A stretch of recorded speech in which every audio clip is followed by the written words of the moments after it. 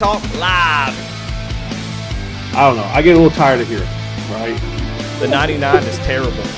Here, I'm lacking for some reason. It's real white and flabby. WTF.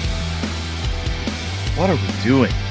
Eddie, I tell everybody who'll listen that we're a really big deal. Continues to grow and grow and grow.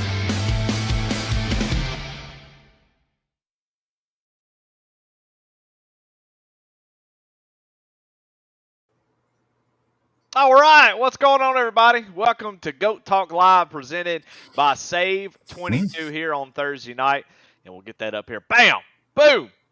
Love being thrown out everywhere. I'm here with Patrick Drabick, and I'm not going to waste any time doing these kind of silly intros for Logan. Here's Logan Threlkeld. What's going on, brothers?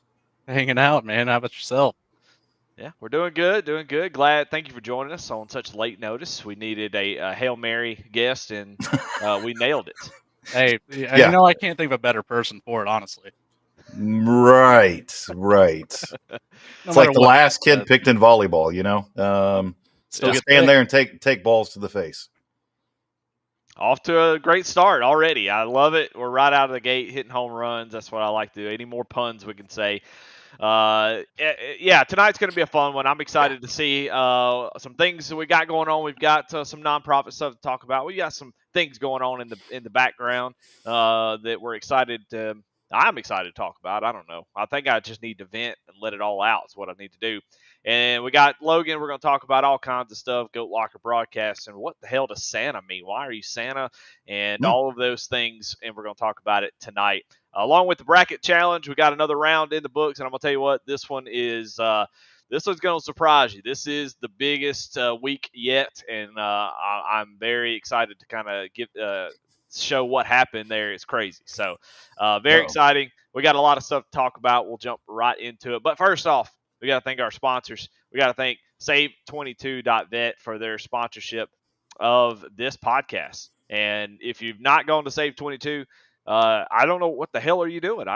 We've been saying it for a long time. Save22vet.vet and at Save22vet on YouTube. Go check out their Tuesday talk. Go back and watch some of their old Tuesday talks. Support those guys.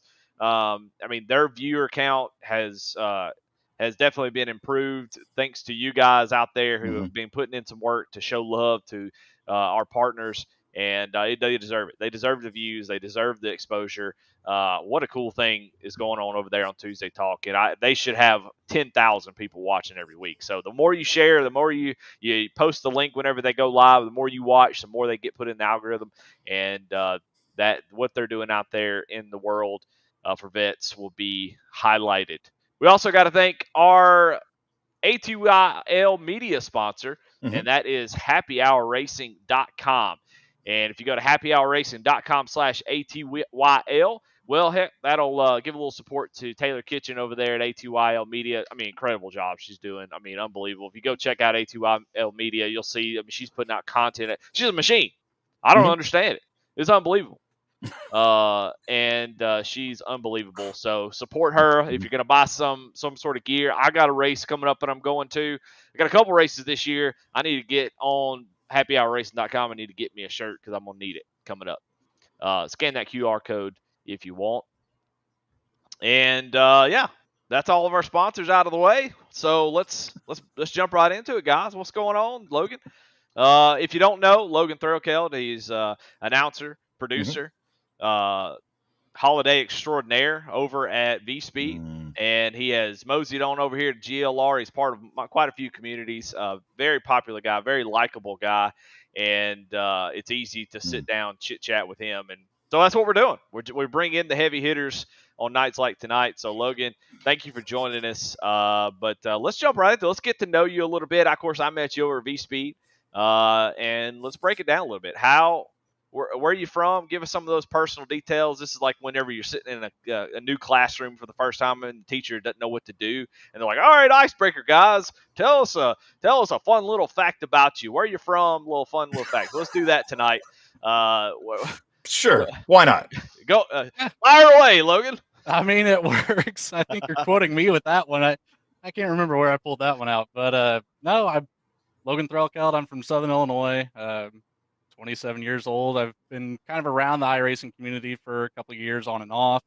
About a little over a year ago, I think a year and a couple weeks is whenever I started working with VSPEED just as a color commentator. A shot in the dark on me, and here we are a year later, broadcasting with you guys week after week, getting to know other groups and everything. It's been a blast, and what a all-around experience, just meeting these people that come from iRacing, that come from all different backgrounds.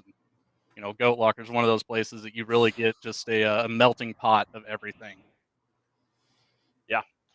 Yeah, there's a lot of melting, a lot of old guys out there for sure. Well, Logan, how did the Santa thing? That's one thing I want to break down. What is? Hold up. Wait up.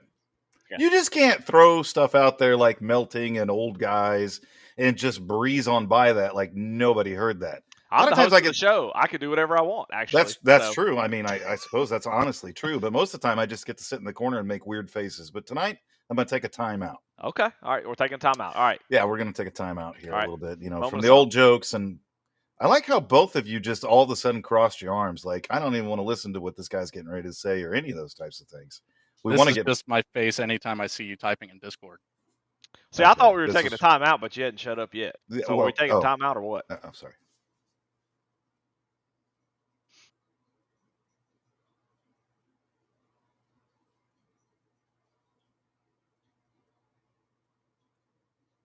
All right. So Logan, where does Santa come from? What is that? Is that a bit that went too far? No, it's there's a little bit more of a story to it than that. Back in my high school days, I was one of those guys that got the half day from school, went to go to work, so I had a little bit of money that I'd like to throw around at some of my friends because big gamer my entire life. So if there's something that I wanted to play that my friends couldn't get or something of that nature, because financial situation, whatever the case may be, it got thrown around that I'd eventually end up buying the game if I had enough interest in it. And so then it started out calling me I think it was the Wish version of David Dobrik, and I was like, I don't really like that guy that much. That's weird. So we're just gonna switch that up. And I was like, how about Santa? I love Christmas. So Santa stuck, and I think I'm going on 13 years of being called that by hundreds of people now. So you gave the nickname to yourself. I suggested it, and then it took off. Okay, because I was gonna say that's against the rules. Like you're not allowed to do that. No, I just didn't want to be called the Wish version of David Dobrik. So I was like, I don't get the correlation, but it is what it is. Yeah. Well, I was expecting a better story than that. Honestly, a little bit. Honestly, quite boring. Quite boring. Yeah, that was anticlimactic. I expected something a lot better than that, but I mean, congratulations, I guess. I mean, if you want to call it that, sure. Yeah.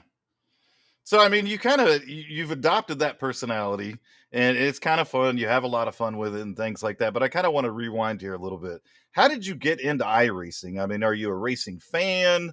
We kind of got the little bit of the backstory of how you got into announcing, but how did you get into iRacing? So with iRacing itself, great buddy of mine, Seth Hatchell. He's been kind of that friend group that originally started calling me Santa. So it all started with him. He's big into the sim racing stuff. He's been running in the BTY series that we cover over at VSPEED, the Saturday Night Racing series, or Racing League, both of those. So being friends with him, got introduced to it through him, hopped on a sim one day and just fell in love with it. Knew that I had to start going as soon as possible. Started out with an old Logitech G27, finally upgraded myself just a little over a year ago, to the Fanatec system that I'm running now. And about that time, once I got this and really started to get into iRacing, racing almost daily, is whenever I got connected with VSPEED through Seth. So it kind of came full circle. Nice. Okay. So what kind of real racing are you into? I mean, are you a NASCAR fan, an open wheel guy? Who do you follow? Pretty much anything, really. If it's got a motor and wheels, like the MotoGP, Formula One, IMSA racing, of course, NASCAR. Try to watch as much of it as possible, but a lot of other things in the background that kind of keep me from doing that sometimes. But no, it's probably 5 or 6 years that I've really been into just all forms of racing. If you had to pick one to say I can only watch one series from here on out, what are you picking? Man, that's a tough one. It would be a really tough toss up between NASCAR and IMSA. Really? Formula Wow. One, you can pretty well read the script every week. It's gotten kind of stagnant over there, but NASCAR, it's always something different. Uh, Lately, maybe not so much with Seabell going on a hot streak to kick off the season, but the IMSA stuff, you never know what's going to happen there. So it's a really fun time to watch that road course stuff, which is kind of what got me into racing originally, was the idea of maybe putting together a car or a bike to go do some road course racing myself. Yeah. Yeah, IMSA's awesome. I've spent a lot of time learning about IMSA and jumping into that, and it's still, to me, it's got that thing that NASCAR lost, which is the manufacturer feel. Each car. Yeah. IMSA is definitely very, especially the manufacturing team. Obviously, they're super rooted in making sure that the cars are so similar to the actual cars that they sell. Where NASCAR is sort of split off from like the late 80s, started to split off and just went down this weird road of because like what, in like the mid 90s the cars just had a decal, and that was about the only way you knew that it was a Chevy, Ford, Dodge, pretty much. Mm-hmm. And IMSA is just awesome, man. You get to see all the cars. They have all the big makes. I don't know how long it's going to be around. I worry about that. Motorsports in general, is always kind of, it just depends. NASCAR, the big names have always been good, but IMSA, has always kind of been in that weird spot. So, because you hate to see cars going out all the time, they're coming back in. It just seems like it's always sort of in a nervous place. Yeah, it's almost like kind of the ARCA situation. You almost need a big figure to take a step in there and shake things up, try to get some viewership up, like how ARCA with Cletus, obviously. And No. that was a big bonus for them. If IMSA could pull something like that off, it'd be pretty cool. Yeah, I love it. I just love the sound of the cars. I love the effort that people put in, just the manufacturing, all the engineering stuff that goes into those cars. IMSA's awesome.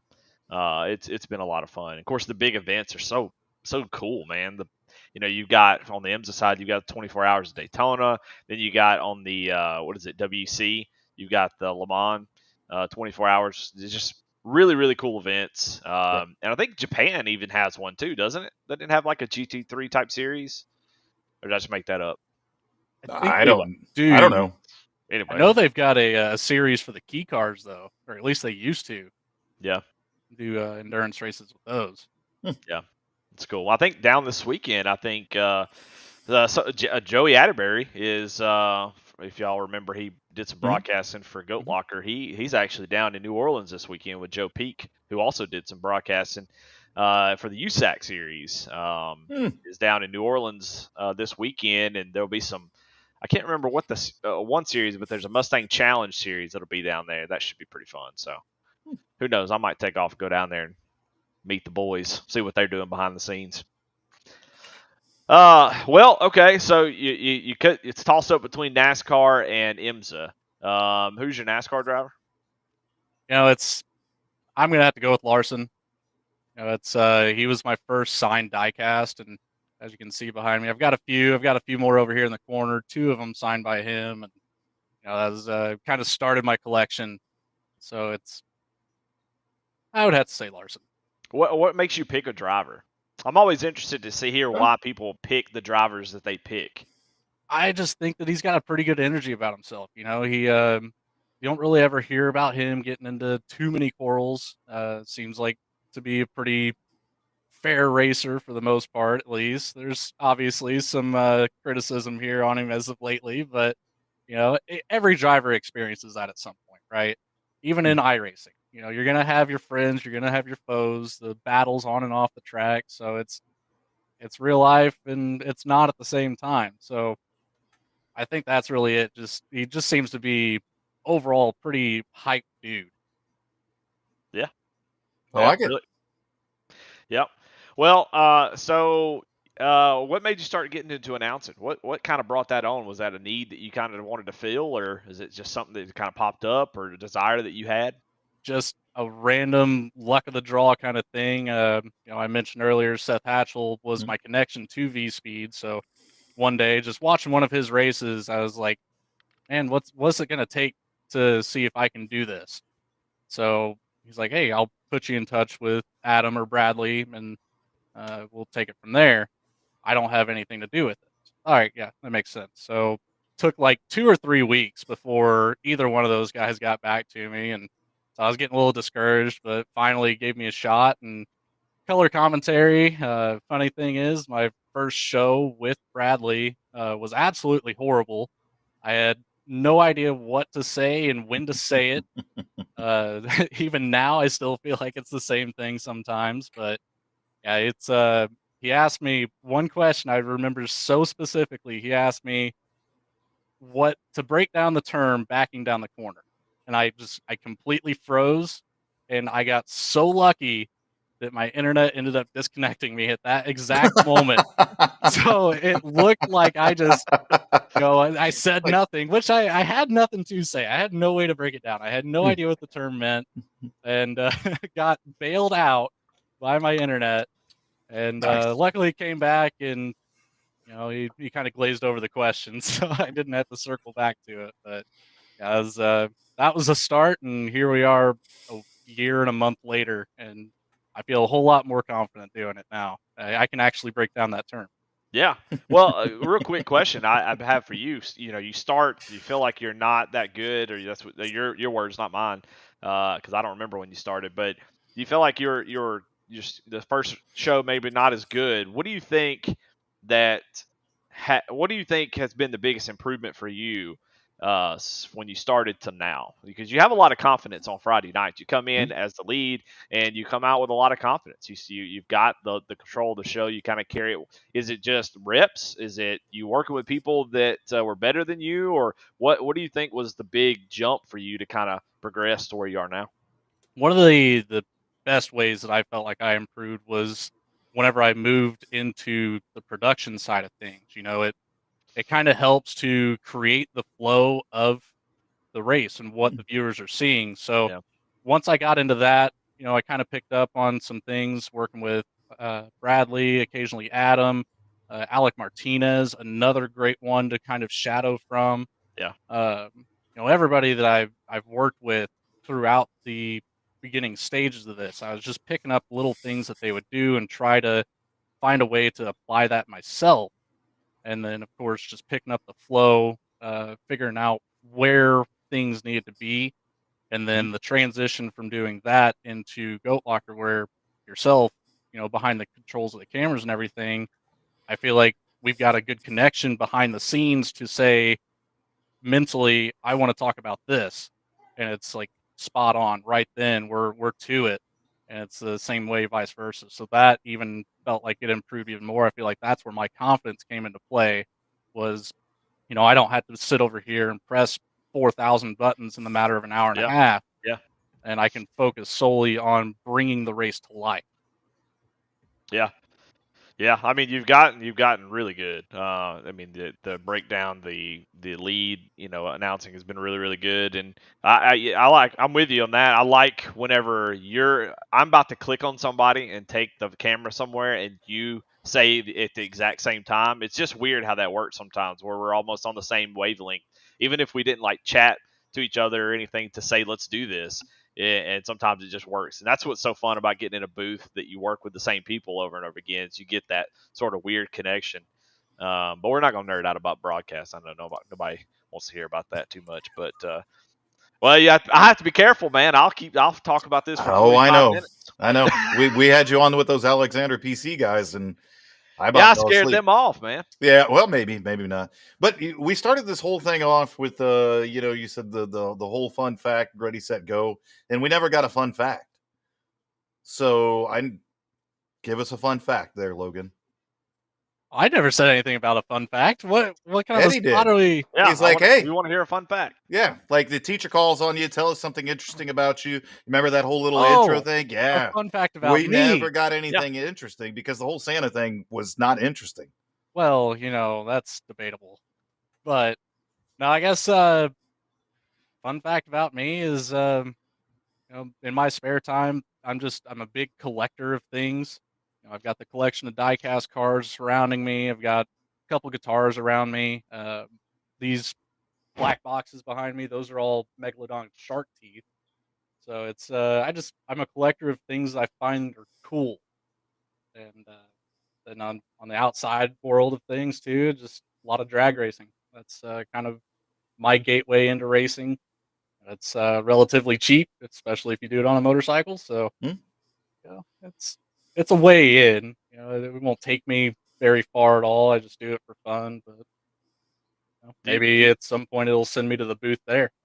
Do you play guitar? A little bit. I'm no good. Not at all. All right. Well, we move on from the guitar thing quickly. Move on. I said I was a collector of things I find cool, not that I know how to use that thing. Well, what weird stuff do you collect? I mean, it's Well, fine. you already went down the road of shark teeth. Well, is there anything weirder? Like something you wouldn't show? Like, is there like a like a weird sock collection somewhere? Oh, you've led me into this one. No. So a little bit of a sock collection on my the races I do get to attend that are broadcasted by VSPEED. We have the option of using a driver cam, and just like on Goat Locker on Friday nights.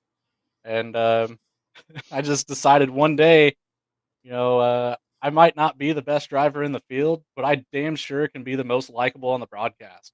So started picking up a couple pairs of socks. I've got some holiday themed socks, of course, some Santa socks, but most importantly, my favorite pair of socks with Mr. Bradley Cooper's face all over them. He loves. Can you get those? I kind of want to see those. Are they close by? Yes. Oh boy. Hopefully, it's not crusty. Oh well, there it is. There it is. Did you get that from like a website where they put like a dog's face? Well, Amazon, but yeah, same concept. They just said upload your photo here, and I was like, let's go look at his Facebook here. Oh my god! And see what we can pull. And I actually pulled that one off of the VSPEED website. Very nice. Well played. It's even well better. Played. I for the public. Oh man, having a picture of another man on your socks. I don't know what that means. Does that mean something? Freud probably has something to say about that. I don't know, but that's pretty cool. Well, yeah, I mean it's awesome. It's awesome to have you in the community. I feel like of all the announcers that have come and gone, it feels like you've kind of jumped into the community. Is there a reason that this particular community you spend a lot of time chatting in Discord, yucking it up? Yeah, so it's just overall, the admiration and respect that I have for our veterans. Really, I try to be as active as possible in all the communities, but I always find myself in Goat Locker more times than not. But it's I come from a long family history of military background. My father served in the Navy. You'd be happy to hear that, Pat. But hell yeah. My aunt, she's in the Army. She's stationed up in Alaska. She's really worked her way up the chain too, so couldn't be more proud of her for that. My little cousin, he's actually at boot camp right now, again for Navy. So I get to go see him at graduation here in a couple weeks, mid-May, somewhere in there, beginning of May rather. So it's been surrounded by it. Law enforcement as well. My grandfather was a police officer. Cool little fun fact about him: he was actually the first officer in the United States to get shot by an AK-47 and survive. So it was oh dang.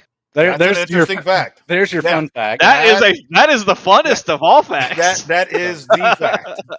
But yeah, just I've been surrounded by it, and like I said, just complete respect to all of them. And it's also kind of a place that I feel like I can be myself at.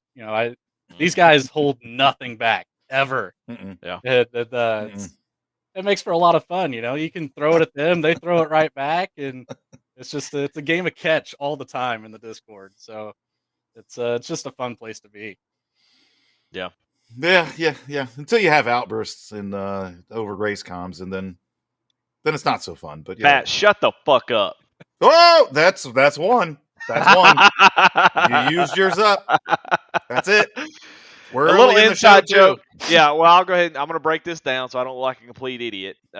Inside jokes on the outside are never great, but had a little breakdown, a crash out, if you will, depending on what generation you're from. In the in the Wednesday night cruising classic series, guy was not happy at all. Mm-mm. And you know what he said? It's almost like he was a hose that you kind of bent up like this, and pressure built up on this side, and somebody just opened it up, and it just all came out. So it was literally the whole soapbox. I could just make it. There's not going to be a soapbox this week. Everybody's been nice, but I could have just used that whole tirade as a soapbox. I probably should have done that, but there was a lot of F words. I couldn't. Yeah, there was a lot. I'd have to go Joey Logano and frick it up, you know. Yeah. So Yeah. Well, so anyway, want to shout out everybody in chat. You got Charles Abert, Tim Jones.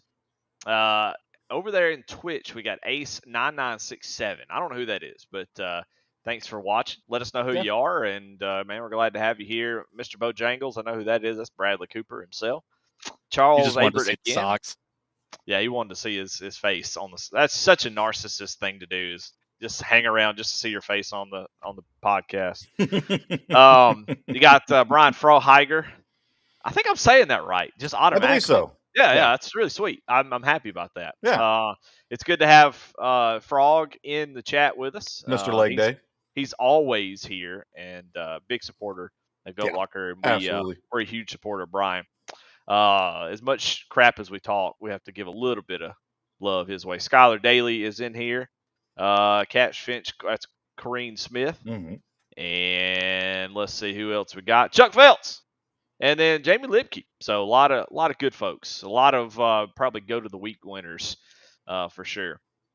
Speaking of, let's have go to the week. Oh, wait a minute. There we go.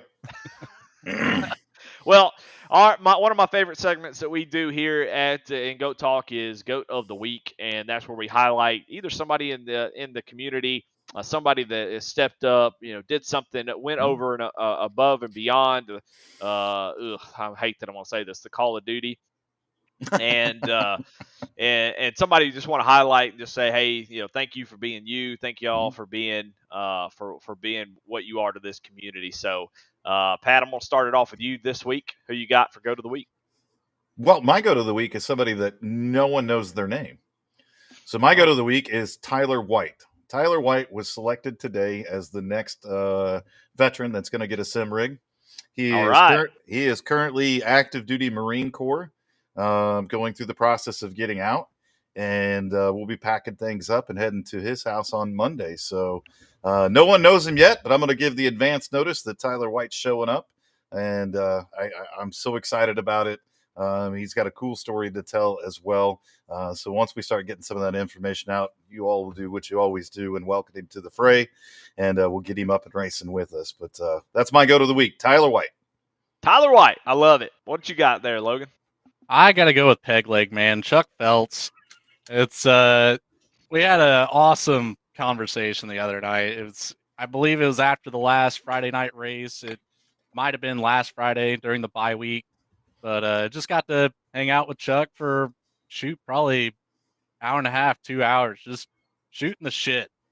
Talking about cars, talking about life, talking about his experience in the military, and just a cool story all around. Although he's always got the gun showing.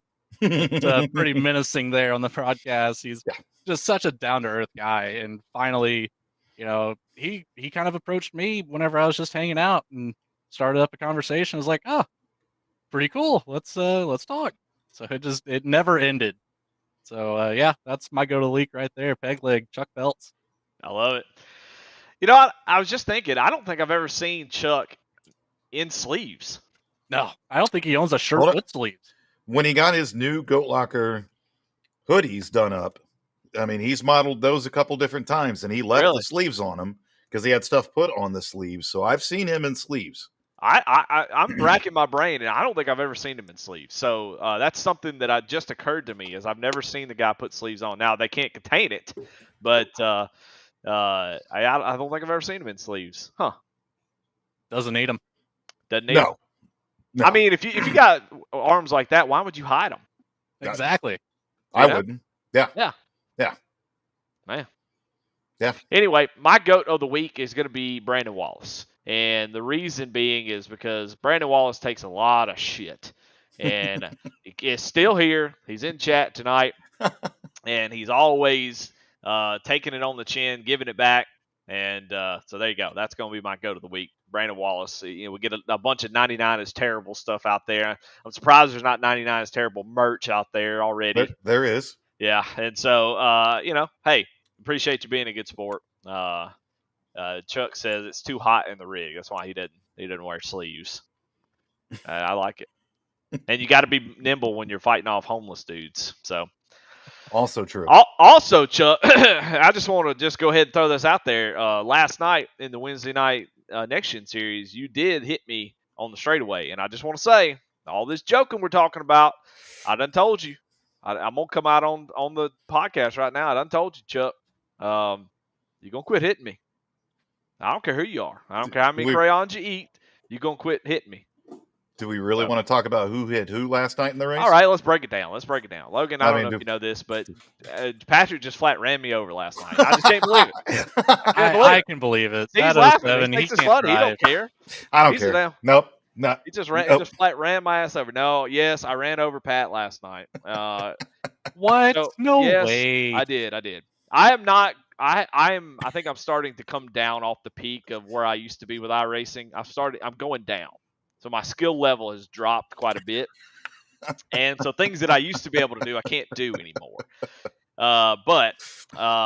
So we start the race out. I'm going to keep this story as short as possible. But I mean, it's a really short story. I mean, you left reared me. But I have to give context. Oh, so we started the race out, and I had no laps in practice. And I qualified second. I hadn't run any laps, and I was like, okay, well, I'm definitely not good enough to be up here. I don't even know what the car can do. I fell back, just saving. We got a nice long run, started to come back. Anyway, had a caution, did it all over again. And then, so I started running them back down, and everybody's saving fuel, had this nice little deal. And I was just picking them off one at a time. And I'm like, man, I might get up to the front. So I was really hurrying. And so I got to Pat at just the right time, and he arced it in high, and I said, ooh, I'm going to sneak in there real quick. And I snuck in there, and he was coming down. I said, oh, and then I thought we both hesitated just a little bit, and I said, ooh, I might sneak in there, and I just gassed it up and it just drove right into him. Yeah, I don't know what I was thinking. You can't do that with the next gen. Come on. Can't do what? You cannot gas it up and try to keep it down like that. I did keep it down. He was there. I was just in front of him. I thought he was going to get out of my way, but he didn't. So that was on me. No, it was. It was one of those things where I thought he was going to be in the middle, and my brain just did not compute, and I just ran right flat through. Luckily, it didn't kill his race, although it did get some damage. But you'll be happy to know that I knocked down the wall with 4 laps to go and completely destroyed my front suspension. So it came back to bite me. Matt, what's one of my favorite things to say in the Discord? Banana? You like to eat bananas or some shit? No, it's definitely skill issue related. Oh, well, we all have those from time to time. Best part is me and Eddie can just laugh about it. Yeah, well, I do tiptoe a little bit. I'm like, oh shit, I just wrecked Pat. Now what am I gonna say? I never know what to say. I'm not the type to queue up. I don't know if y'all are to queue up immediately and say, oh, I'm sorry, just because I feel like it's not the time. I feel like you wait a little bit and say, all right, I've given it a little bit of time. Now let me come in with the hard apologies. I usually do that with. Even Michael Bennett. I wrecked him in the damn recruitment race for this series, and I waited a little bit and I said, all right, I'm gonna send him a message, send him an apology. So I waited a little bit, and I was like, I kind of messed that up. So, but we made it out the other end. And that, my friends, is the Go to the Week segment. Yeah. Extended version. A great segue into the Warrior Spotlight, which is our last Sim Rig winner, which is Nick Hagan, and or Nick Hagan, depending on where you're from in the world. But he was in the U.S. Army from 2011 to 2023, And let me actually read the. It's now called the Warrior Spotlight. It is. I like that change. Previously the Vet Spotlight, but Nick served in the U.S. Army from 2011 to 2023 as a Green Beret. Mm-hmm. Wow. How about that? We'll let that set just a little bit. With the 5th Special Forces Group Airborne. During this time, he's made 5 deployments in support of Operation Enduring Freedom and Operation Inherent Resolve. We are proud to have Nick as a member of the GLR family and thank him for his service. And yeah, man, we're ready to get him in here. I cannot wait till he gets in here and starts racing with us. But that's going to be your warrior spotlight. Have you talked to him here lately, Pat? Yeah, I mean, I keep in touch. Each one of these guys that get one of our sim rigs, I take a very personal interest in. I want to make sure that, that they're coming into the community, they're enjoying it, they're getting the use out of the equipment. And, I just, once I do those deliveries, I kind of just make that personal connection. And it's what happens a lot in the military. You meet somebody for 30 seconds and you've got a lifelong friend. So yeah, I mean, I'm always following up and talk with him. He's a master's student down at IU. So, he's got his coursework and all that stuff. And of course, he's got his wife and his beautiful daughter as well. So, and he came into Goat Locker at a kind of a weird time. We're in the middle of guys trying to make the playoffs. So he's getting some things adjusted right now. And then, once we get some things rolling with summer series wise and all that, we're going to get him rocking and rolling, and he's going to be a great addition. Got to get him on the pod too. That's one thing. Heck yeah. That'd be a great way to get him right into the whole deal. Get him in here and get him introduced to everybody. Well, I mean, we could substitute him for next week's guest because next week's guest is. We're no good, huh? Mm. Let's take a timeout. Oh, we're going to do that again? Oh, I got to be quiet.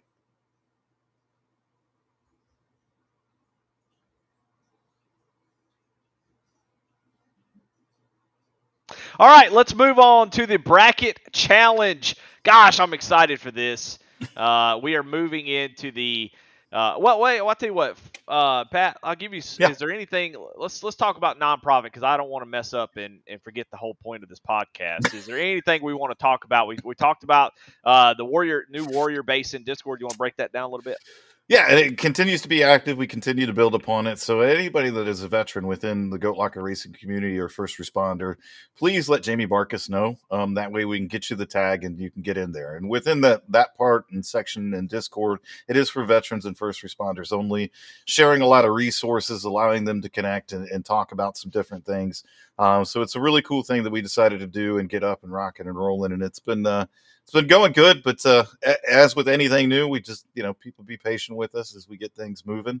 It's not like, we don't have anything going on around here. We seem to pile a lot of things on, and then the next great idea comes up and we're like, yeah, let's pile that one on too. And just kind of keep things going. But no, Warrior Base is doing really, really well, man. And then, I kind of already broke the news. I mean, we're going to go deliver a sim rig on Monday, which is cool. Heck yeah. Can't wait for that to happen. Actually, one of our guests is going with us, Eddie. So Brad from the IDVA is going to jump in the Goat Locker truck with me on Monday. Hey, all right. We're going to head down to Terre Haute, Indiana. I like how you said that. Really close to that Illinois border. And I can't wait for that to happen, man. And it's going to be a good time. I can't wait to, this will be the first time, obviously, I started taking people along with me that the IDVA, who gave us the grant to do these things, is going to come along for the ride. So how cool will that be? I mean, yeah, he's not cool, but him being there should be a pretty cool thing. So he seemed like a pretty cool guy. I know you're joking, but he did seem like a really nice guy. And a lot of these folks, I'm gonna be honest with you, I've loved every one of these sponsor people that we've gotten on here. Sponsor people, but you know what I mean. I do. They've all been fantastic guests, and honestly, it's so cool to get to know them. I can't wait to get them back on. Like Amber from I feel like is probably the guest of the year because John Moser, who's a fantastic guest. He's just fun to talk to.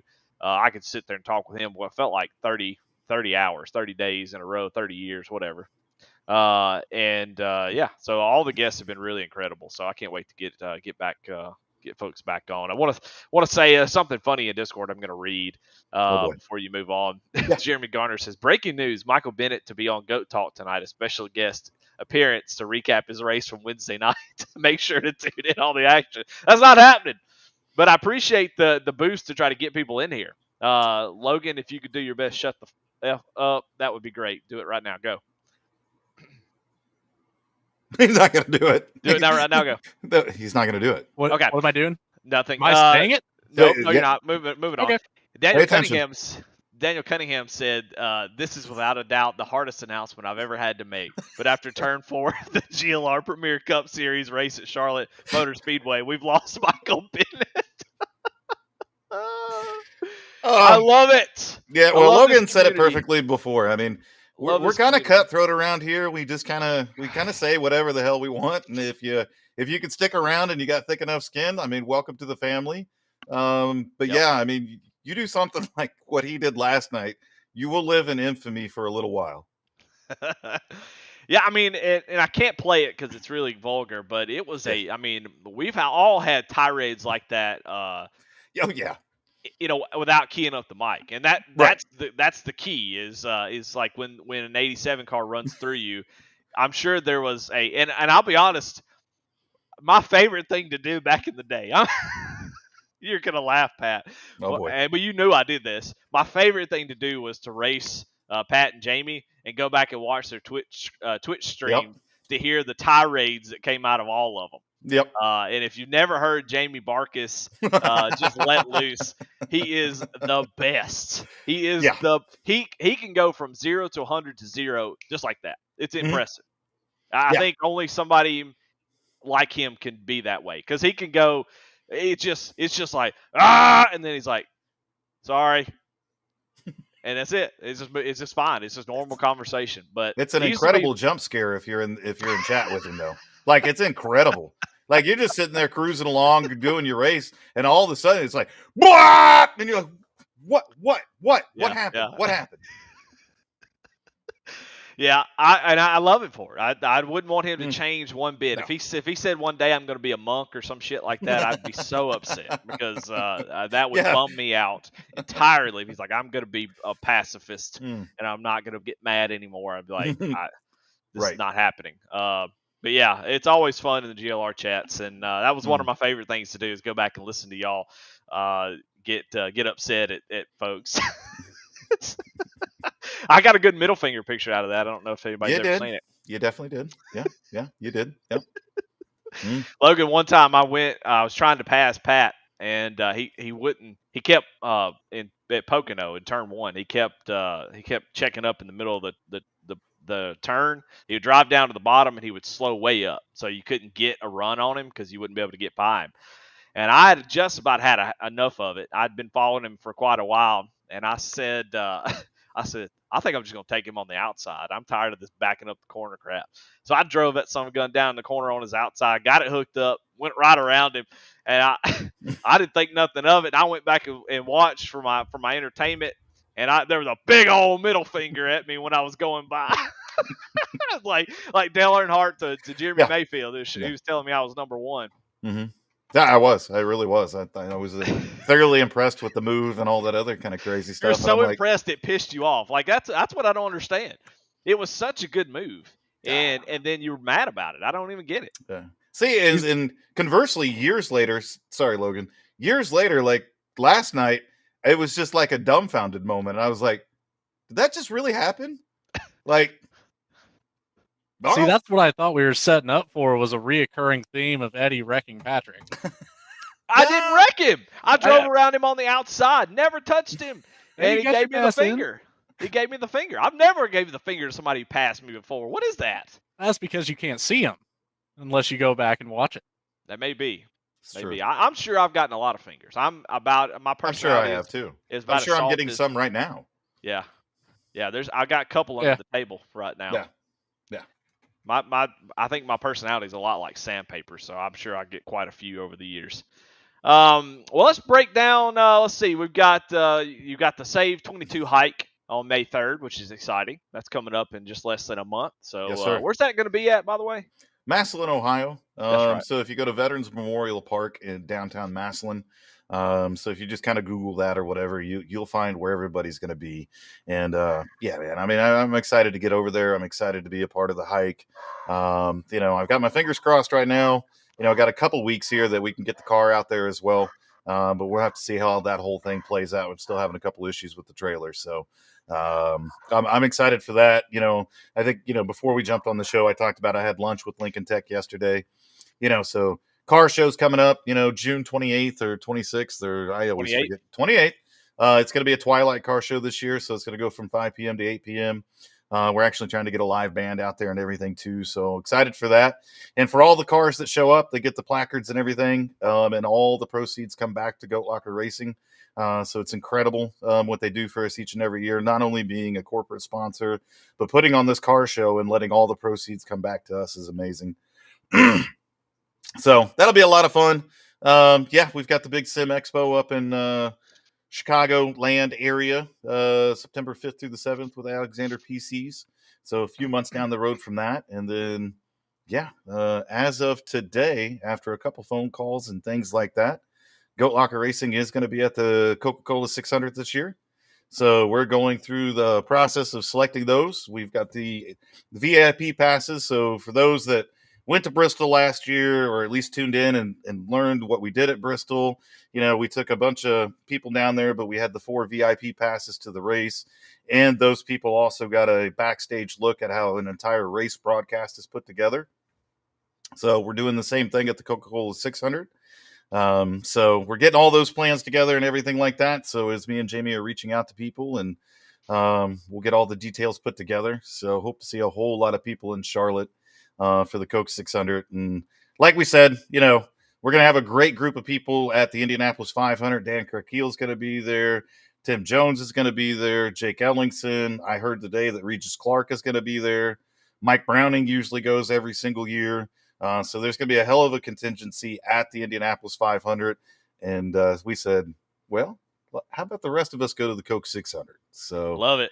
We get to see like Kyle Larson do it, both ways. So I'm so super excited for that. Doing the events is fun. Doing the hike, doing the stuff I've done with Lincoln Tech, car shows, all that's fun. But that's the most fun part, going to these races and meeting up with everybody. And actually getting to meet them in person and hanging out and everything like that. It's going to be an absolute blast. But so stay tuned with all that. We still got a lot of irons in the fire. I got a little note back from Arrow McLaren, and after they get back from Long Beach, they're going to sit down and go through some things with Tony Kanaan and get back to us. And so I expect some really cool things over the next month coming back from that meeting. So a lot of awesome things happening right now, as always. Yeah. Man, that's awesome. Exciting stuff. Always something going on. Well, let's jump right into the bracket. I'm ready to jump into the bracket. All right. Well, we've been voting for quite a few weeks. We even 2 weeks on the last one. And so now it's time to announce this round, which is the final in each group. And let me get this up on the screen for us. Eventually. Maybe. Where the heck is there? Press the button. You can do it. I can't find it. There it is. Hit the button. And there we go. Hot dog. All right. Let's we need to make this bigger. Hold on. Yeah. Woo. Get us out of here. Get us out of here. All right. So we had a very standard run through the quarterfinals, the semifinals. The 1 seeds went all the way. Never had any issues there. And so no real surprises. Bummed to see the Tide car out, but everything sort of made sense. It's 1 versus 2 seeds here in the finals of the group. So this is probably the hardest one. And I'm going to be honest with you. I looked at it pre-show. I don't know if anything's changed. The voting should have closed at 7. But let's take a look at the winners and the losers. Start with Group 1. And boom, the Valvoline number 6 is going to beat the Flame DuPont. And wow, what an upset this was. I can't believe it. I cannot believe it. I thought for Recount the votes. I thought for sure, but it scored 8-7. The Valvoline number 6 is going to have our first real big upset and is going to move on to the Final Four. That's a big shocker. Yeah, pretty wild to see that. Well, we're not done. We're not done. Mm-hmm. Oh no. We move into Group 2, and the Kellogg's number 5 has been it's hot coming through the first couple rounds, and then the number 12 Miller Buick, kind of just crushed the 17 car, and then went up against the Pepsi 24 over here, and barely squeaked by, And we talked about this one last week, Pat, and we said I think the Kellogg's car is going to take the win. And let's find out who won. And it was the Miller number 12. What in the? Yeah, I couldn't believe it. I looked at it and I said, "There's no way." But it scored to 8-7. That number 12 Miller High Life Buick is going to move on as a number 2 seed. We move down here to Group 3. And it's got to be Sterling Marlin at this point in time. I mean, come on. Just send it through. Come on. Well, let's click on it and see. And by a score of 8-7, the Goodrich number 3 barely squeaks out the silver bullet. Closer than I thought. But the Coors number 40 is, especially the Dodge, sweet looking scheme. It is. So no surprise it went that close. But Dale Earnhardt's number 3, the 1988 Monte Carlo, is going to squeak through. I mean, he is handily taken like this one, 15-6. Yeah. This 24-9. This is the first time he's really been challenged and barely squeaked by there. So there is your Final Four matchup on Group 3 and the 2 and 3 side. It's going to be the number 12 Buick against the number 3. So a little old school against old school. I like that kind of. Yeah, should be a good matchup there. Can't beat nice that. Dynamic there. Yeah, pretty cool to see that make it through. And then, well, we kind of talked about this one and said that, you know what, I think the 20 Home Depot is good, but I just don't see it beating the Bud Baseball. I think that's what you said, Pat. I think more people are just going to vote for a junior than they're going to vote for which of those paint schemes is better. Yeah. Well, that was the biggest margin of victory from this round, 10-5, and the 2001 July baseball Budweiser scheme from that race, that famed race, is going to move in, and there is your Final Four. 3 2 seeds and 1 1 seed. So the biggest upset we had all this whole bracket, and now it's going to be 2 2 seeds on the left against a 2 seed and a 1 seed on the right. And so we'll have this voting up right now. I think you should be able to vote for them, and we'll see who is going to go into the championship round, and then after that we'll crown a champion. Yeah. How about that? Any surprises? What are you most surprised about? I'm surprised about the 24 getting booted. Yeah, that one's. I mean, I like the Valvoline car, but man, it's just so iconic. Yeah. I don't always think of the 6 and think of that paint scheme. Whenever I think of the 24, it's always that DuPont flame. Yeah. Yeah. Go ahead, Pat. No, I mean, that one to me. The Terry Labonte one as well. Again, just but yeah, this one is just kind of a mind bender. Yeah, it's. I don't know what the criteria, because we don't really have a criteria. Sure. There's nothing that says, hey, this is how you have to vote. So, it would be kind of interesting to know why people voted a certain way. And if you're in chat and say, I voted on this, maybe you let us know why you chose the Valvoline over the Flame DuPont, because I'm one of them. I chose the Valvoline over the Flame DuPont. As much as I love that scheme, the Valvoline schemes always were the bomb to me. I love Tide, but the Valvoline You're the reason this happened. I might have been the tiebreaker, but I love the 6. I love that particular scheme that year, which I believe is, I think it's 97, but it could be 96, but I'm pretty sure it's a 97 scheme.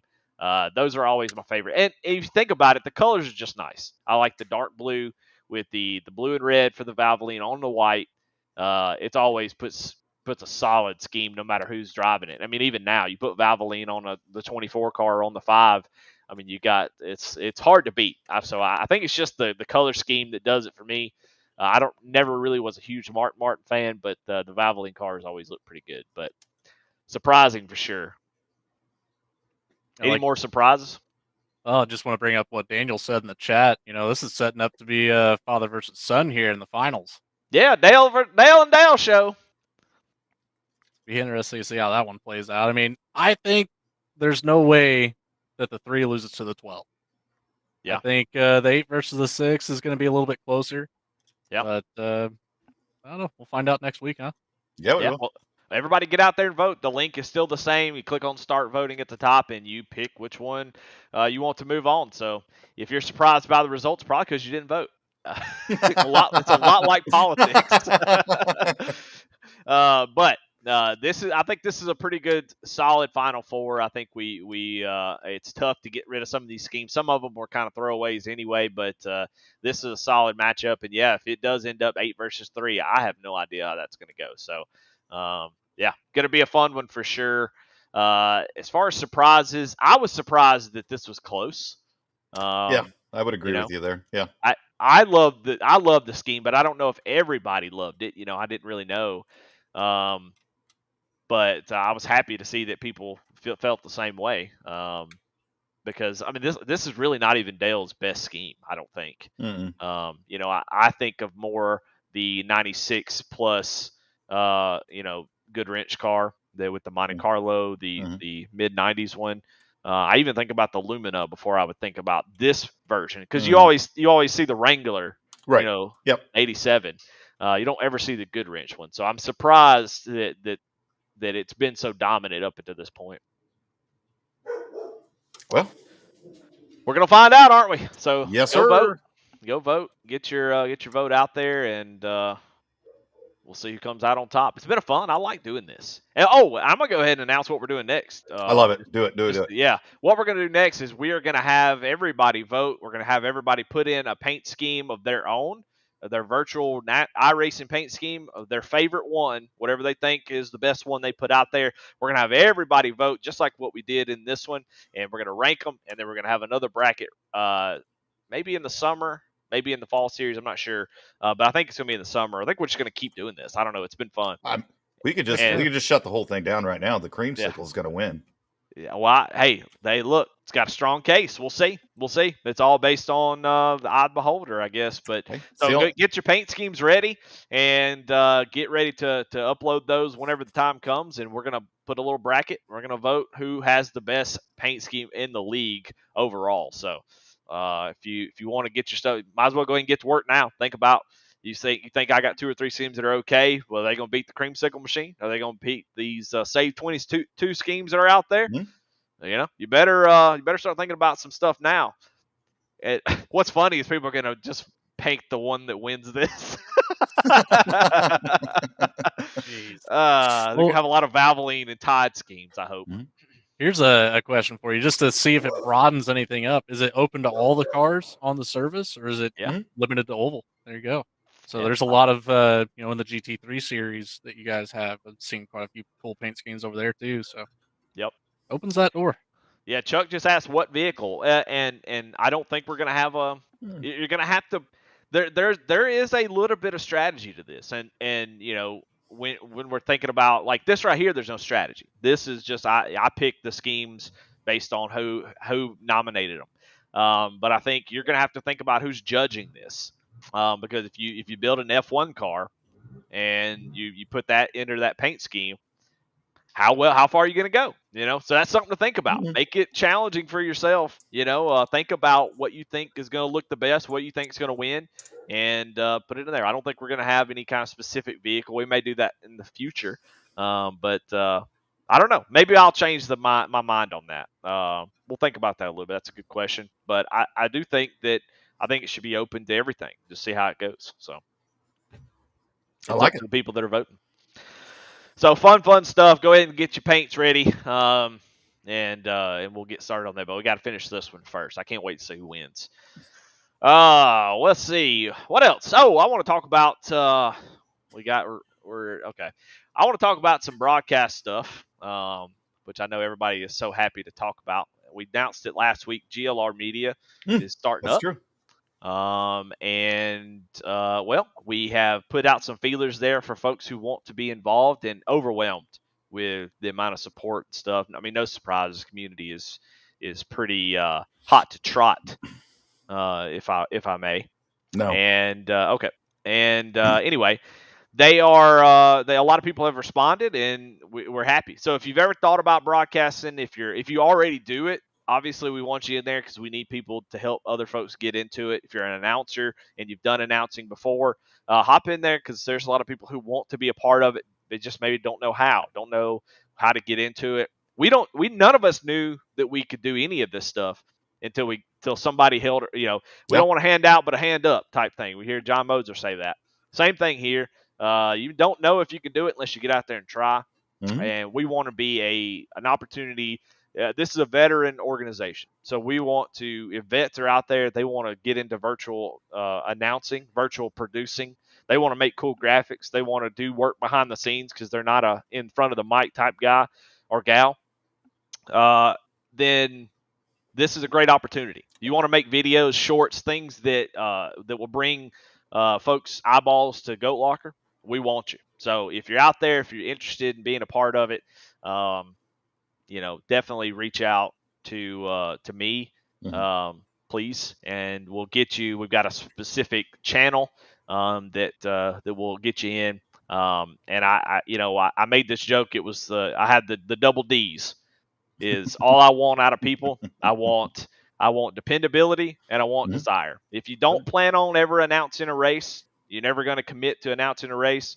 I'd say probably don't reach out.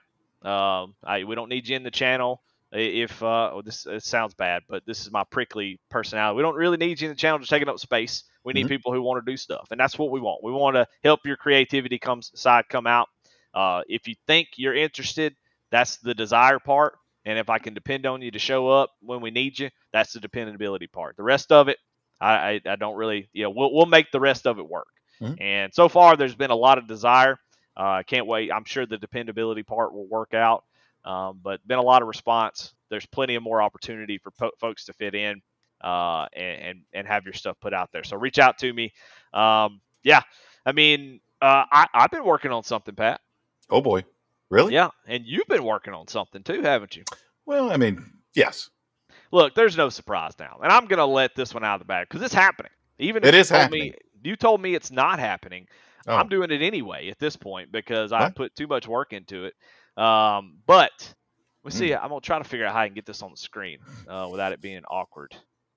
Let's get it up here. I wouldn't worry about awkward. Yeah, we've already had enough of those moments. We've had 2 timeouts. Right. And I thought they were nice and refreshing. So we got a dude down here in a Santa hat. You know what? Just hanging out. So I don't want to hear it from the guy that drives a creamsicle. Well past. I didn't name it that. You did. Awkward. I had no part in that. Well, here we are. Cruising Classics Retro 87 series for the summer series. I'm going to announce it right now. Love it. And it's happening. We're going to do an 87 series, and you're going to want to be a part of it. It is going to be a lot of fun. I love the 87 cars, and if you like paint schemes and you like doing good paints, there's nothing better than that big-ass canvas that you can just paint a really cool car, throwback schemes, and those cars are just awesome. They got body roll, they got movement, they slide around. They're hard to drive, but you can make contact and not kill somebody's car. They're just tanks out there. And so we're going to have an 87 summer series starting after this season is over with, beginning with the summer series. And Pat, you designed that logo, and I like it. Well, thank you. I appreciate that. Yeah. Go ahead. No. I want to hear this. It's a very disco-y type feel, I think. a little bit 70s, I think a little bit 70s. But hey, it's okay. All love here. We're excited about it. Yeah, I can't wait, man. I mean, the summer series is something we always put together just to have some fun with. It's short, it's 8 weeks long, allows us to do some things that we wouldn't normally do. Man, I miss racing the 87s. They're a whole heck of a lot of fun. So, but yeah, I enjoy getting on and playing around and making some graphics and things like that. And every once in a while I'll hit on something, and it seems that I kind of hit on this here a little bit. We'll continue to kind of announce some things over the next couple of weeks of what the summer series is going to look like and when it's going to kick off. But yeah, you heard it here first. The Cruising Classics Retro 87 series coming to Goat Locker here soon. Coming to a screen near you. It will be broadcast, and you ought to watch the broadcast. I'm not all I'm gonna say about it. At least I think you should. I think it'll be a lot of fun. We're gonna do some fun stuff with that. If you like, I tell you what, I'll give everybody that's watching homework right now because I'm not saying anything. But go back, go to your YouTube, type 1987 NASCAR, and I want you to watch a couple of those races. Watch them. Take note of the broadcast, take note of what you see on the screens and stuff, and then come race with us and then come watch the broadcast after. Have your friends and family watch. I think it's going to be a lot of fun. We're going to have fun with it. It's one of those things that I just love doing whenever I get into a mode where I want to do something fun and do something different. Everything kind of looks the same, so I'm excited to see how that plays out. We're going to have fun with it. We're going to have we're going to come up with some ideas to really give you that feel of 1987's NASCAR. So, if you want to be a part of it, I can't wait to get that going. I've got the schedule about ready, Pat. Oh yeah. Ooh. Yeah, I'm gonna take control of the schedule. Y'all ain't gonna. There won't be a damn Iowa on there. There won't not be a fucking Nashville. That's two. I promise. I took yours. Come on. That's yours. There will not be Nashville on this schedule. We're going back to. There's gonna. Yeah. Oh, you better believe there's gonna be Wilkes. You better believe there is going to be Rockingham. And you better believe there's going to be Talladega on this schedule. There's going to be Dover Downs. I don't know Dover International Speedway. I don't know what that is. We're calling it Dover Downs, baby. And it's going to be on the schedule. Maybe even an old bouncy Daytona. I don't know. We're going to see. It's going to be a lot of fun. There's a lot of good tracks in there, a lot of old ones that we can use, and it's going to be a lot of fun. So go ahead. If you ain't never had an 80s car, now's the time to go buy one. You got 4 to pick from. So if you're a Buick, Pontiac, Chevy, or Ford man or gal, find you one, pick the one that you like the most, and go out there and get it and start painting. Get some laps on it. Going to get used to it. I promise you, none of the races will be at night because they didn't have night races in 1987. Now, I can't promise that the heat won't be 130 degrees. The track tip. To be expected. But yeah, it's going to be fun. So definitely mark your calendars down. I'm excited for that announcement and everything that comes along with it. So yeah. I think I hit everything that I needed to hit there. So gonna be doing great, Eddie. You're doing great tonight. Get off this All screen. I know is I want to be a part of that, either driving or in the booth. That sounds like a blast. I'm here for it. There is going to be plenty of opportunity for creativity in this deal. I want this to be fun. That's what I want this to be. I love the 87s. I love old NASCAR. I love the nostalgia. I love everything about it. That's why I want everybody to have homework to go watch a 1987 broadcast. Watch a couple of them. They're all on YouTube, NASCAR Classic. Just search YouTube, 1987 NASCAR. Watch them from start to finish. And I'm going to be honest with you, I've watched quite a few of the races. They are really exciting. I don't know what it is. I think it's just devoid of any extra bull crap. And it's just cars and racing and guys talking about the race. Yeah. There's no extra stuff. There's no silly things that the drivers are doing every once in a while, but it's just about the race. And it's such a raw broadcast. It's such a raw seeing the cars, all the things that 87 had, the music, the whole atmosphere. And now we're going to try to recreate that. So be on the lookout. There's going to be some work that you guys have to do too. We're going to need some portrait pictures out of y'all that kind of feel a little bit 80s. So get your trucker hats, find you some. We're going to need some of those and go ahead and get your photos ready because we're going to need it. So, all right, let's move on. I don't know. Y'all got anything that y'all want to add? Anything y'all want to talk about? I'm just surprised that Patrick's not more excited for that. We're taking him right back to his mid-20s there in the late 80s, What a mother-loving... How old were you in 87, Pat? In 1987? Yeah. 12. Okay. I was 12. Well, I thought you were... Okay, well, okay, never mind. You were working on Tomcats in what, the early 90s, late 90s? Correct. I mean, early 90s. Okay. Early to mid 90s. I started working on Tomcats in '94. Were they as legendary at the time as they are now, or is that kind of grown over the years? That's always kind of the funny thing about, when you talk to somebody that hasn't experienced it or been around it or whatever the heck, there's nothing really sexy about it. They leak, they break. It's a plane that you consistently have to fix or repair, and it just makes your life hell. And you're like, I don't give a shit about this thing. This thing sucks. And of course, at that point in time, I mean, it had been in service for over 20 years. No. So I mean, it was when I was at the Master Jet Base in Oceana, we were there with a training squadron. So they were always breaking things. Yeah. So no, there was nothing sexy about it. There was nothing magical about it. I'm like, screw that plane, man. Yeah. I had a much better time. 100-footer? Yeah, I mean, I had a much better time working. They're tennis courts with wings, is what they say. Yeah, I mean, at the end, it was cool, but I mean, I saw all kinds of really interesting things. Like one time, I'll tell a very short story, but we had one of the jets coming into land, and it actually hit a deer on the runway, and it cut the front hydraulic lines. And so it had no brakes or anything. It went all the way down the flight line. It hit another Tomcat, and it was nose cone to intake, like a set of Legos. Jeez. Deer parts everywhere. I bet y'all ate good that night, did you? Come on. Oh, there was nothing left of that thing, man. I mean, you think about a deer in headlights, think about a deer in landing gear. Yeah. It did not work out a deer in tail lights? It did not work out at all. Oh, man. It was a mess. I love that. That's a great story. Why haven't you told that before, Pat? What the hell? Brandon Wallace did say something in chat. He said, are we doing old school type all-star qualifying today again? Yes, we are. Nice. We are going to do, and I've done this before, and I loved it. I don't care what people think about any of the 87 stuff. Honestly, I don't. I could give a shit if y'all like it or not. I love this so much. It's so much fun to do it that, well, most people do. I'm just saying, like, I love it so much. I don't really care what people think. Easy, killer, easy. Well, I'm just saying that's how much I love it. And so we did this before, and it was actually a hit. It went really well. So we're going to do it again before the season starts, sort of to kick it off. And we're going to do a qualifying challenge. And the way that it works, I'll give you the rules real quick. You'll get into your favorite 87 car. You'll pull up to the end of the pit road line at Talladega. The track temp is going to be as hot as Alabama can muster.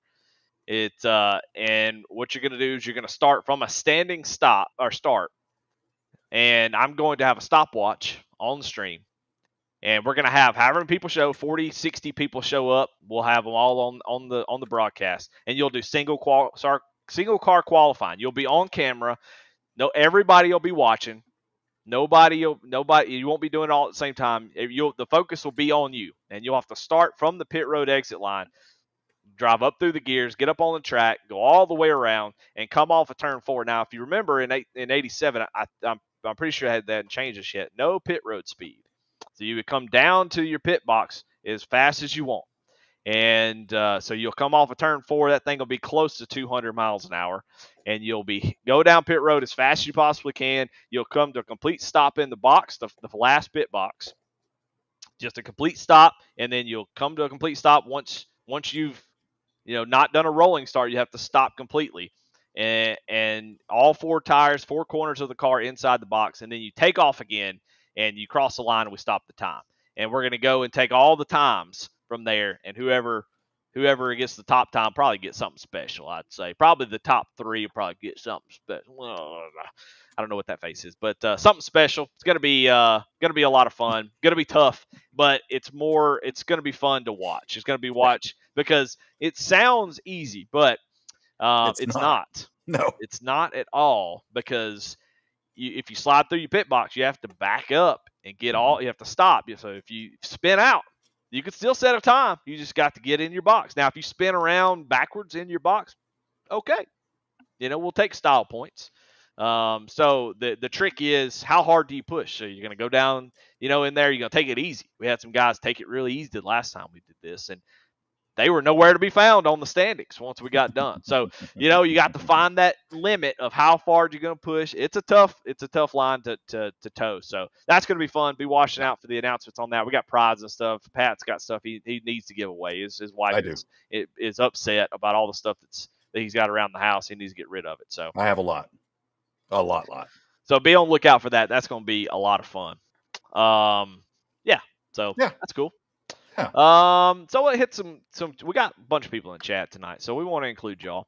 And as always, we got a little bit of chat engagement. And this is a curious question that I've had, and y'all, of course, are obviously able to jump in as well. But what's everybody's favorite NASCAR race of all time? No rules. No rules. Which one pops up into your brain as this is my favorite and why? Go ahead, Pat. What was the year Jimmy Johnson won his last championship? 2017, I think. Thought so. Okay. So that race at Homestead, and I'm not a Jimmy Johnson fan by any stretch of the imagination or any of those types of things, but that race at Homestead is always stuck out in my head because his car was absolute junk. Like, he didn't have a shot at it. I mean, it was just, you're like, well, he's not going to get the 7, championships, whatever the case is. It was just junk. And I never seen someone will a car to win like he did that day. It was just incredible, his drive at the end of that race. He took a car that should have probably been a 14th place car and brought home his 7th championship. And that race has always stuck out in my head. Just as a performance that a driver put on, like, just willed his way in that car to that victory in that 7th championship. That race has always stuck out to me. And that's your favorite of all time? Yeah. Wow. That performance, there's been some very exciting races. I mean, if you watch any of the NASCAR broadcasts, hell, every time you go to Darlington, you see the Kurt Busch and freaking Ricky Craven crap. Yeah. There's been some exciting, I say crap. I mean, it just gets overshown. I mean, they beat it. There's been some very, very exciting races and some exciting finishes and things like that. But an overall one, you just said the one that jumps to your mind first, that one always comes to my brain. Always. Yeah. That one and Jeff Gordon's last win at Martinsville. Yeah. Yeah. When they turned the lights on, he parked it on victory lane. They put the spotlight on him because it had gotten dark, and it was his, it was the final win that he got. And oh, by the way, it also moved him to the championship 4 race. Yeah. I mean, those two. Thanks, Matt Kenseth. Yeah, that was awesome. Hey, look, you may not concede this. Hold on a second.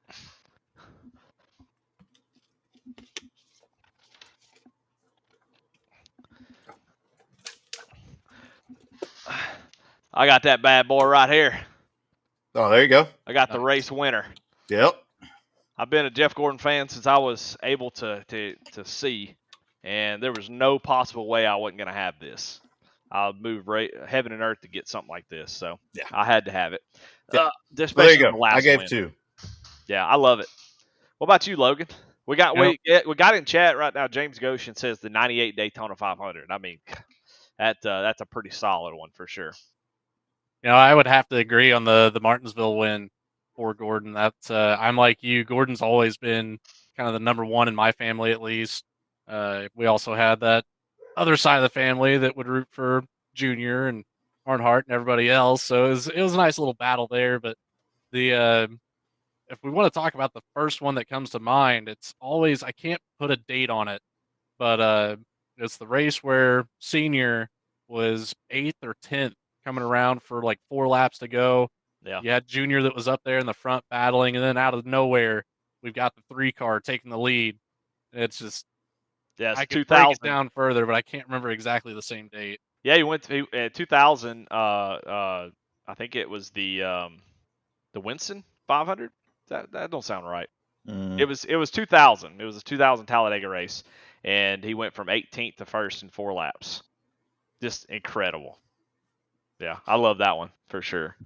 The most memorable race for me, I've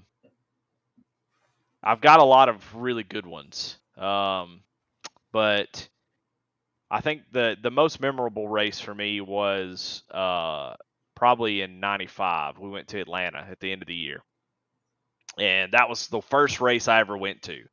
and it was freezing cold. But my dad took me to my first NASCAR race, and that started it all. And I can remember that race better than any memory from my childhood. I remember every single thing about that. Is it the greatest race in the world? I don't know. Gordon won the championship. I think he had it locked up by then. So I got to see the one and only time I got to see him celebrate. I've gone to many races, never saw Jeff Gordon win at all. And but the first race I ever went to, I got to see him celebrate a championship, and so that one was always stuck out to me as, of course, being my first race that my dad took me to. That was probably the one, my favorite one. But there's been a lot of good ones for sure. In chat, the 2000 Talladega race, Goshen is agreeing with you. 2011 Miami race with Tony Stewart and Carl Edwards, the championship race. Yep. Solid race. I like that. That was a good one. Heather in YouTube says Bristol, April 13th, 1997. Jeff Gordon coming in on the last lap for the win. That was our You Might Be a Redneck honeymoon trip. Love it. All right. I like that. Man, I tell you what, 97 and 98 were pretty. If you're a Jeff Gordon fan, those are. Yeah, I mean, you can't beat that. Golly. Well, that's my mom. So now you see where I get the Gordon fanatic from. There you go. Okay, awesome. Well, nice to meet you, Santa's mom. Yeah, I didn't even know that was a thing. I didn't know Santa had a mom. That's awesome, though. Yeah. Jamie Lipke says Junior winning the Daytona or 2004 Daytona 500 a few years after his dad had passed. That's a cool one. I mean, the 2000. I'm surprised nobody said 2001 July race. To me, look, I'm not a big crier, but I think when I go back and watch the ending of that race and understand, because I was there for the Daytona 500, I remember that vividly. When Dale passed and all of that stuff leading up to him, for that to go back to Daytona, you can't script anything better. Like if you're trying to write like a big broadcast, I need this for a sports story, you can't really write anything better than that one. So the 2001 Daytona or July race was pretty incredible, but the Daytona 500 where he won his first one, that was also really good. Can't think of a favorite, says Jacob Linke. I could just put this on the screen, couldn't I? You can. Instead of just reading it off. But Jacob says 2015 race at Michigan, my first ever race being there, and it was the one where they tried so hard not to stop due to rain. Okay. Very cool. Well, a lot of good answers there, and I don't think anybody's wrong. We need some older folks in here to get some of these older races that I don't know about. Well, I'm about as old as they come. So. Well, I think a lot of people... the 67 Daytona 500, the first one that was ever televised. They call that one of the greatest races. No idea. Okay. Hey, well, all those are really good. I like hearing that. I haven't seen anything that looks wild that I wasn't expecting. Daniel Krakeel says 2001 Spring Atlanta, the number 3 salute, Harvick and Victory Lane. That's a pretty good one. What a tough year for Harvick, huh? That's a weird pivot, but 2001 had to have been like the most, like to be Kevin Harvick to come in like that with that type of pressure and that type of deal. I mean, like what a crazy way, and then to come out and win like his first or second race. I think it was the second one after it happened, right? Wasn't Rockingham? Didn't Steve Part win Rockingham? I believe you are correct. Yes. Yeah. Yep. So crazy. Yeah.